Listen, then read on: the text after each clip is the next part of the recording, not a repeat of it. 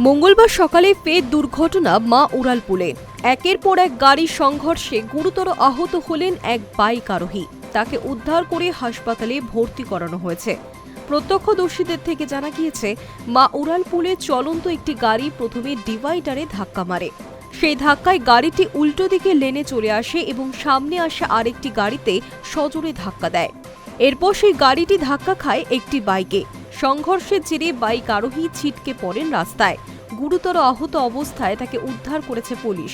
তবে কয়েকজন বলছেন, দুর্ঘটনার পর বাইক আরোহীকে কিছুক্ষণ রাস্তার উপর অচেতন অবস্থায় পড়ে থাকতে দেখা যায়। পরে অ্যাম্বুলেন্স ঘটনাস্থলে পৌঁছে তাকে হাসপাতালে নিয়ে যায়। কী কারণে এই দুর্ঘটনা ঘটেছে তা এখনও স্পষ্ট নয়। পুলিশ জানাচ্ছে, দুর্ঘটনার পর ওই গাড়ির চালকের কোনো খোঁজ মেলেনি। আশপাশের গাড়ি চালকদের অনুমান, দুর্ঘটনার পর সুযোগ বুঝে তিনি পালিয়ে গিয়েছেন। মা উড়ালপুলে গাড়ি চালানোর ক্ষেত্রে গতির ঊর্ধ্বসীমা নির্দিষ্ট করা হয়েছে, কিন্তু সেই সমস্ত খুব একটা তোয়াক্কা করেন না কেউই। বিশেষ করে রাতের দিকে বেপরোয়া গতি প্রাণ কাড়ে বহু মানুষের। এক্ষেত্রে প্রত্যক্ষদর্শীরা জানিয়েছেন, সকালবেলা পুলিশ থাকে ফ্লাইওভারে, তাও দুর্ঘটনাগ্রস্ত গাড়িটি যথেষ্ট জোরেই আসছিল।